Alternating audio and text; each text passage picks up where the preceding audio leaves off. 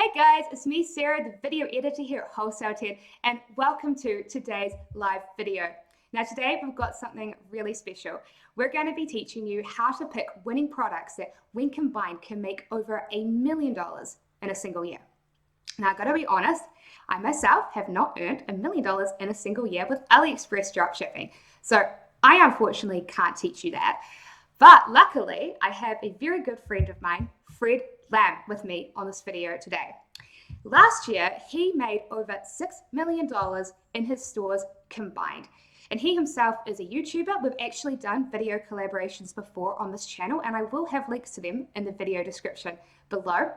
But today's video, he's going to be sharing with you some of his winning $1 million items that he sold. He's going to be discussing how he spots them, and he's also going to be discussing how he massively scales up his profits using funnels and upsells.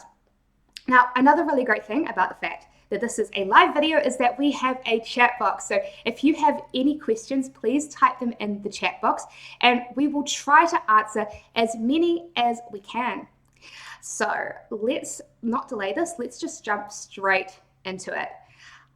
So Fred, let's start off with my first question to you. Since you managed to earn so much money last year, you must have found some extremely hot products to sell. So could you share with us some of the exact products that you sold? Awesome. Well, first of all, thank you, Sarah, for having me here today. So when it comes to winning products, there are obviously a lot of different kinds of products when it comes to market. Now, I can actually share a couple that has been performing really, really well, that have done well over 5 figures within multiple ones at the same time, and I'll share all that with you guys. Now, the first thing first, okay? When it comes to product, one of the most important thing is that you got to actually have data to back it up, see if the product sells or not. And there are a lot of winning products on the market. For example, accessories sells very, very well. Kitchenware sells really, really well. I have one product, which I'm not going to share public on what it is. I have one particular product in household market that did well over $2 million a year. Now, let's be more specific. Let's go into sharing some of the products that has been doing well. So watches has been a very, very big thing because it's an accessories. People just genuinely love watches. Now, there are things like a butterfly watch, a Paris watch. These two, I've sold several thousands of these and did well over 5 figures with each of these. And these are ones that can easily build a rapport with the audience on wanting to actually buy the products. There's other things like kitchenware, and there's a whole bunch of other stuff. But if you really want to get started, some winning products right away is going after the accessories market. Watch is very, very good one at the same time. Oh, cool. So nice. So accessories. See, I was gonna my next question to you was going to be what I'm really curious about is let's take that butterfly watch that you mentioned. So why specifically do you think that accessories and butterfly watches and things like that sell really well? What makes them winning products over ones that don't sell so well? That's really a good question. Now, I don't think that it is selling well because it is selling well. And the reason why a watch like this sells well is really because when you're advertising this product to people that express interest in butterflies, and there are women that love fashion and accessories, chances are to actually build the connection is actually very easy because thanks to Facebook ads, the way that they actually have created their platform, you have the ability to go dive right in and narrow down specifically the audience who are more likely that will express interest in your product. Now, when you start running it, obviously when you start running ads to it, you can't assume things, okay? One of the most pitfall that a lot of people run to when it comes to e-commerce is that they assume things. You don't want to assume things. You want to say, okay, for example, the butterfly watch, let's see that butterfly watch. There's a lot of other butterfly watches out there. But what you wanted to do is simply align that butterfly watch with audiences that will most likely respond to that watch. Now, when you created that, let the ad run for a day or two, and you can simply let the data tell you the story if this is selling or not. And again, there are a lot of other butterflies out there, a butterfly watch out there that you can test because the image makes a whole lot of difference at the same time. So again, I don't assume if it works or not. I just let data tell me the story. Cool, nice. That makes sense. This is probably also potentially quite a data-driven thing for you as well. One question that we actually get asked here a lot at Wholesale 10 is around pricing. So my question for you, like, let's take that butterfly watch again, because I think that's a really great example here. I want to know, what price did you sell it for, and what price did you buy it for? Because I think that surely price is a big part of the reason why you choose winning products, and knowing how to price it so that you can still have enough profit after running your Facebook ads. Like, how do you price your items? Which is a really, really great question that you ask, Sarah. So again, do not assume. So what we do is that we test different pricing. We test $9.95, we test the $6.95, we test $12.95, and we test $14.95. And when we're testing the product, we want our consumer to tell us what the pricing is going to be, where we make a profit, and it affords our ads, and we actually make profit and a customer acquisition every single sale. So the number for this watch, it came back to be $9.95. That actually did really, really well with free shipping. And what the cost of the product that we actually got for this product was like $2 something, right, out of Aliexpress, plus e-packet shipping was like $1.25 around there right now. Oh wow! So that little watch there costs like just around $2. That's so cheap. Yeah, so that's like around. It's about like 3 times the initial price, is it? So you bought it for about $3 and you sold it for about $10. That's really Yeah, cool. you want to do around 3x to 4x. Sweet spot, best part is really 4x. Yep. 4x will give you the ability to do a lot of things. For example, giving you the ability to do coupon in the future, for you to basically do for ads and all those other stuff. Cool. Nice. Um, so like, talk about Facebook ads and how you use Facebook ads to figure out the data here. Here's actually a question for you.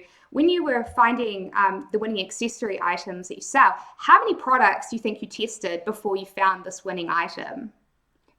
Which is a really good question that you bring this up. It really depends on if you have luck or not. I can't say if you have luck or not. It really depends on if you are fortunate enough to actually find that one product, because technically you only need one product for you to actually make like 6 figures a year.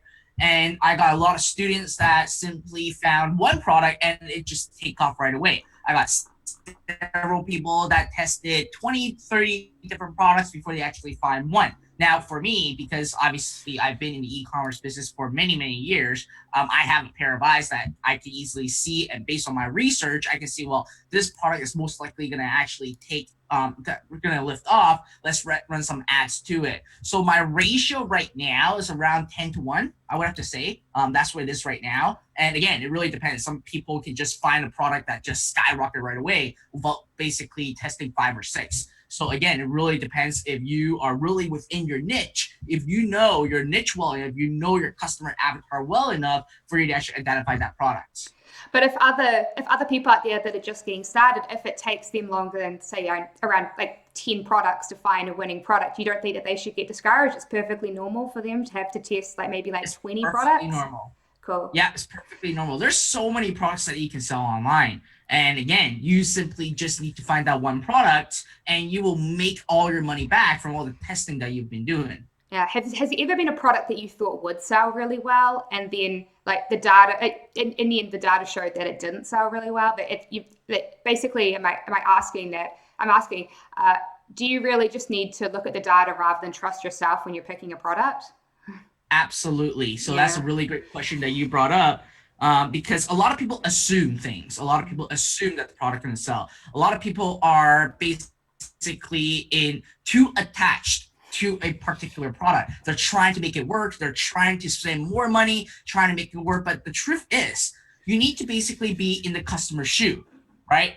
You are going to be different than me. Sarah, for you, something that attracts you is going to be different than something that attracts me. So you want to let the audience to tell you the story through the ads, and the data will never lie to you, right? If you have a particular product that is just showing you that, hey, no one is clicking on it, no one is even adding the product to cart, chances are you just want to drop that product and move on, so that you're not wasting a lot of money and time on that specific product, and just be detached.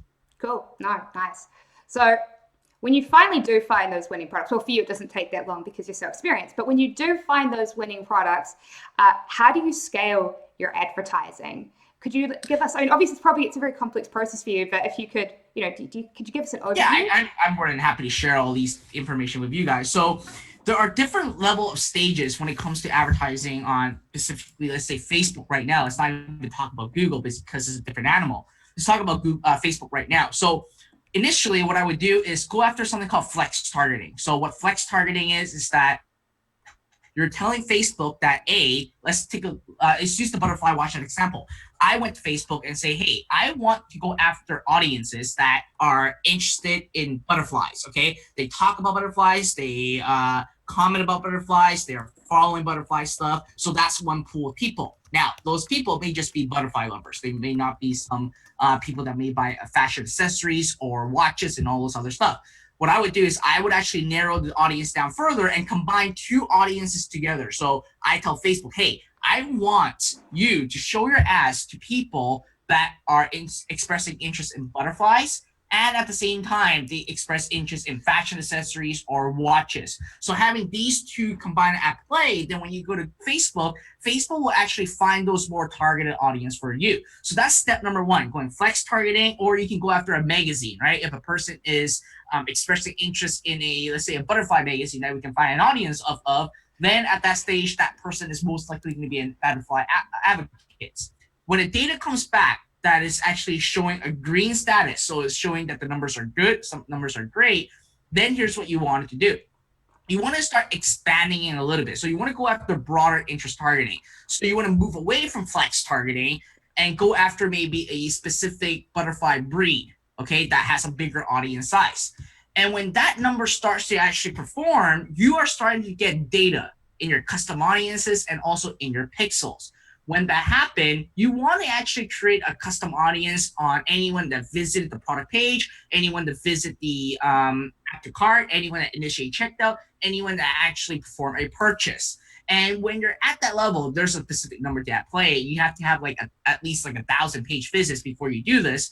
You want to run something called a lookalike audience. So you're basically telling Facebook to say, hey, I want you to go out into your algorithm, your system, and look specifically for people that are more likely to buy my product. Here are my customer database. Here's all the information. Go find it for me. When you created your first lookalike audience, what you then wanted to do is you want to first test it out with a 1% lookalike and intersect it with an audience. So that way you are basically having a safety net. You're going after a super big target and just say butterfly for example, and you have a 1% lookalike. You are then going to be more in a security level or lowering your risk when you are advertising at the same time. So then you want to do 1%, 2%, 3%, 4%, 5%, 7%, all the way to 10%, and really move it up from there. And by the time that you can actually get lookalike working, and which is the holy grail, which is running a 1% lookalike without any targeting, that's when you can actually spend $1,000 to $2,000 a day on Facebook and actually build a six-figure empire by simply just utilizing lookalike audience. Nice. So that's a very long answer. It is a long answer, but I think that's really great that you provided all of that detail, because a lot of people just brush over that. It's because somebody was posting in the chat, they were saying, how much money do you invest in Facebook? And of course you invest thousands of dollars a day, but it's not, you don't just start out spending $1,000 a day on a product. You work your way up and you scale your way up. And actually something that someone else was talking about in the comments, which is something I'd like to talk to you about, Fred, is that I know a lot of new dropshippers are super resistant to spending money testing products. And, I understand, because for you and I, we've got a lot of money to play with and experiment with, but for many new sellers, their budget is a lot smaller, and it's much more crucial for them that they don't just go and lose all their money. But you have had several very successful students that you've coached that did start with small budgets and ultimately did massively scale up. Do you have advice for people and my subscribers here who do have small starting budgets and they're afraid to test new products? Which is a great question that you brought up. I recently just have a student that shared with me his story. He actually had only $240 in his pocket when he first went through my training. And today he went on and generated over $7,000 a day in sales, all through dropshipping. And when he basically talked to me about it, we had a conversation, and he said, Fred, I totally believe in what you teach, because the $5 per day on Facebook ads can give me so much insight and data that I can quickly find a product. And I keep telling people this: you want to run a $5 per day ad. And the reason why you wanted to do it is because you want to keep your risk low. All right. You want to keep your risk low.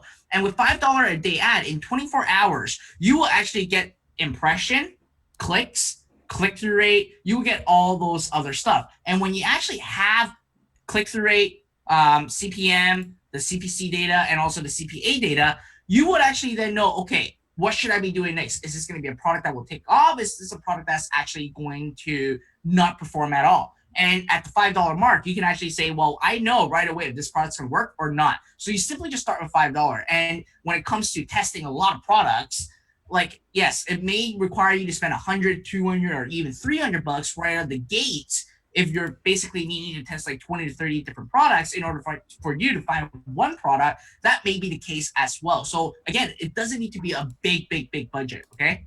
Cool, nice.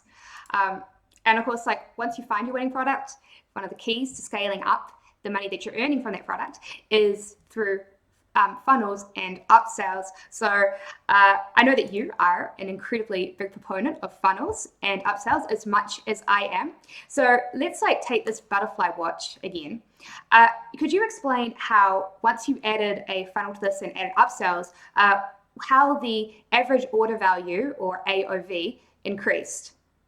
So when it comes to upsell, when you ever add an upsell, so for those of you who don't know what an upsell is, so let's say for an example, if a customer actually comes to the door, they are interested in buying this butterfly necklace, or sorry, watch, and when they click on it, instead of going to the checkout page, we present them another offer, like a deal kind of thing. We know that when a person actually click add to cart, they are interested on buying a butterfly watch.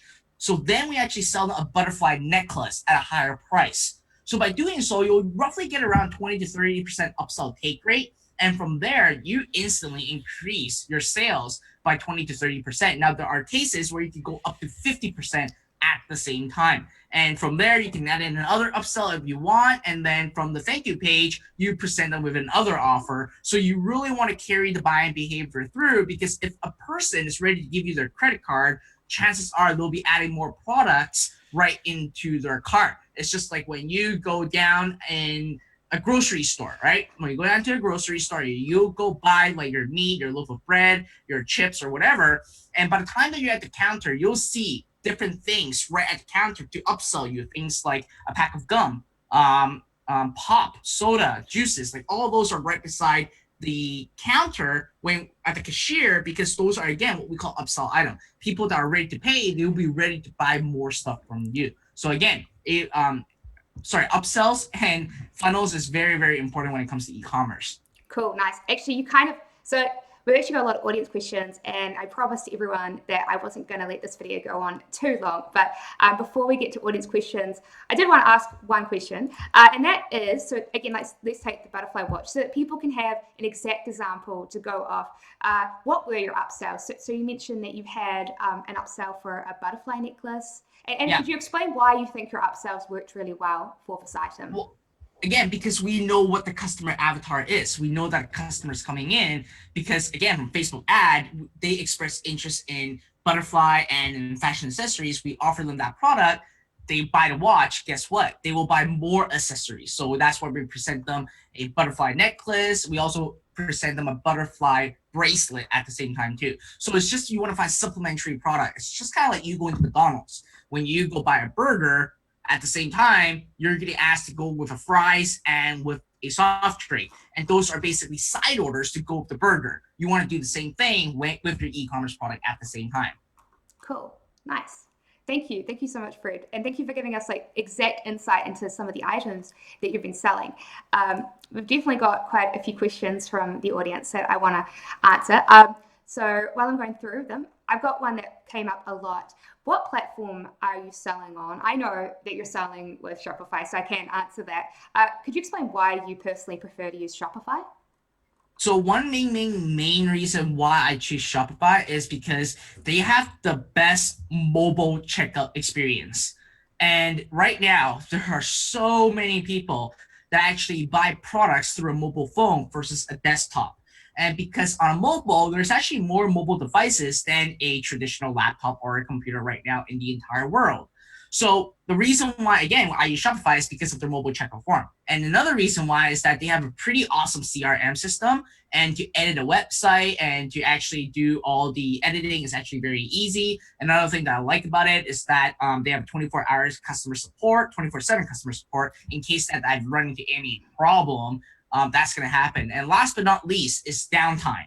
So when you run a website and if you're on a server that is not going to be like the best of the best, and you have your server being down for an hour or 2 hours, even a day, which I had it in the past, it's going to cost you a lot of money. Now, obviously, Shopify is not 100% bulletproof. There are times that they will have like some status problem, but they have an entire team, like a lot of people. I had the privilege to actually go to Shopify, their headquarters, and they have so many people that is on staff to solve the problem right away. Like we're talking about they solving problem like 5 minutes, 10 minutes, 15 minutes, like right away, so that that's not going to affect your business. Nice. Thank you. Here's something, it's quite a different question, but it's definitely something I can see a lot of people are asking. So there is discussion here about what's better, having an item that has free shipping or have an item that is free plus shipping. Do you have any personal preferences yourself? So I don't really have any preferences myself, because again, I test them to find out. Sometimes you'll get an item that's free plus shipping that's doing well. At other times, I call it the bait method. You can actually still charge $9.95 simply by charging like $6.95 on a product and $2.95 on shipping. So with that, it's still a $9.95. So it's really just a strategy play to see which one is going to actually generate you the most sales and profit. Now, with free plus shipping, the only problem that I see that even my student encounter, it is a great model. My students are using it. I teach about that as well. But the only problem is the abandoned cart. You don't really know why they have abandoned the cart. And even if they have abandoned the cart, all you can do is remind them. Now, at the same time, when you do a $6.95 plus $2.95 shipping, the price comes up to be roughly $9.95 at the same time too. But if the person actually added the product at $6.95 at cart, but they still left and abandoned the cart, chances are they left because they don't want to pay the shipping. So now you actually can create a strategy to use email to send abandoned cart saying, hey, I'll offer you free shipping, come back. So you can actually make people coming back and increase your abandoned recovery rate like by 3x. We actually do 3x of what Shopify average is when it comes to abandoned cart. So again, it really depends. Cool. No, that's totally fair. Because I think a lot of people, like that's part of this business. You need to be able to experiment and you need to be able to see what works. And having the data is the most important, because you have the data, you can then go see, well, the reason why people are bouncing is because of the fact that the shipping is what's scaring them away. So collecting data is very important. One question that I'm going to answer is, I can see in the chat, a lot of people were asking, should you do Aliexpress dropshipping in a Shopify store, on Amazon, on eBay? I would say to skip trying to do any sort of dropshipping from Aliexpress on eBay and Amazon. The reason is that people who go onto those sites are expecting to get their item a lot faster than if they're having it shipped from China. So even if you warn them, even if it's like, even if all that information is there, you're still very likely to get really negative feedback. And also there's a lot of competition on there. So the prices for those items have just been driven extremely low, and there's very high costs, there's very, very high expenses. Whereas if you're selling on your own site, like your own Shopify store or your own WooCommerce store, the credit card fees are much, much lower. So you make much higher profit margins. And there are many reasons, but those are just some. So here's a question for you, Fred. Someone mentioned they want to know why those price points that you mentioned are so good, and like rather than is it possible to go above it? Could you sell an item that's, let's say, $60? Would it be better to try to price your item at a super premium price point, or do you think on Facebook it works better if you work with a lower price point to start with? So that's a great question that has been asked. We sell different ticket of items. We don't just sell like lower end product. We also sell higher end product. One of our most expensive product, I believe, is like $399. So again, you want the data to tell you if you're making a profit or not. But you will know for a fact that obviously if you're selling a higher price item, let's say that you want to sell a $60 item, you want to run more data when it comes to Facebook ads, because obviously you can't run a $5 a day ad and then make $60. If you can, you're gonna have like a superbly winning product that can easily generate you 7 figures. Chances are that is going to be very, very slim. So you want more time for the ads to actually run if you're selling a more higher price product. Now, on average, on Facebook right now, their average cart order value is around $50. That's where the sweet spot is going to be across like all e-commerce platforms, around $50. So again, it doesn't mean that you always want to sell lower price product. You want to sell all different kinds, and you want the data to tell you if that product's going to sell or not. And like I said, I'm going to repeat this again. The higher the price point is going to be, the longer you actually need to run the ads for, because you want to wait it out. Okay, so again, that's the tip. Cool, awesome. So like we're starting to get close to around the half an hour mark, so I think we'll wrap this up. But before we do, I'll take one more question. And one more question I can see is that there are a lot of people asking about email marketing. So Fred, do you have an email marketing strategy in place? And if so, could you give some tips about what has worked for you? So when it comes to email marketing, there's 2 different strategies to actually play with email marketing. First of all, it depends on what if you actually run what we call a general store or a flex store versus a niche store. So let's say for a general store, it's very hard for you to identify who the customer avatar is, because you're selling maybe things in the kitchen, you're selling things maybe in the technology, you're selling things maybe in outdoor. So you have all bunch of stuff. So your customer avatar is going to be a little bit hard. With that, what you want to do is you want to create it like it is kind of like a Walmart. You're sending out weekly flyers, you're sending out deals, you're announcing new products, and that's what you do. But when it comes to that, I would tell you your open rate and your click-through rate is going to be a lot lower than running a niche store. I teach about niche store, and the reason why is because it gives you an opportunity to diversify your income source. So let me say this for an example. If you're going after the kitchen, okay, the kitchen gadget or household items, etc., and you're selling a lot of items that is basically like maybe a watermelon slicer, maybe a banana slicer, or whatever. It's like all kinds of kitchen gadgets and all this other stuff. You can easily identify who your customer avatar is going to be, right? Primarily, it's going to be older female. And when you're able to do that, you will have the opportunity to easily build a rapport with those audience, saying, hey, I'm Fred Lam from XYZ store. I noticed that you actually purchased some of our amazing kitchen gadgets. Here's some more information you want to read about how to make your kitchen the perfect kitchen, or your kitchen that you dream of, etc. So you can spark a conversation with them and build a relationship of trust. Just like right now, you posting on YouTube all the time, Sarah, you have a following that will basically open your emails and they basically watch your video. It's the exact same thing. Then what you can do is you can actually sell them, and not just physical products, but you can sell them like digital products, affiliate products. You can sign up with continuity program. So it just gives you more different things that you can actually do. And again, it depends on what kind of store you go after. If you're going for like a generic flex store, you want to constantly have like promotions, new product release, and all this other stuff. You're having a niche store. What you want to do is have an email strategy in place where you're building a relationship, so that you don't just focus on physical products, but you can also sell digital products and all those other great stuff. Awesome. I love that answer, especially because digital products have much higher profit margins. Thank you so much, Fred, for coming on this video today. I think we're going to wrap it up. We promised that we'd try to not have our live videos go on for like an hour. So that is a wrap. Thank you guys for coming out and joining us live. It was really great to have you here on this video today. And as I said at the start of this video, Fred is a YouTuber and he has his own YouTube channel. And I will be including a link to it in the video description below if you would like to check it out. And of course, if you are not already subscribed to our YouTube channel, then please go ahead and do so now to get more great videos about making money, selling, and dropshipping online. And if you found this video helpful and appreciated that Fred revealed some of the items that he is selling that have made him over $1 million in a single year, then please go ahead and click the thumbs up button, because we always do really appreciate it. And before you guys go, of course, I've got one more free offer for you. Here at Wholesale Ted, we have a free ebook, How to Make $10,000 a Month Online with Dropshipping. And if you would like to get this ebook for yourself, I will have a link to that in the video description below. So again, thank you all for coming out live, and thank you very much, Fred, for joining us on this video, and I will see you all guys next time on our next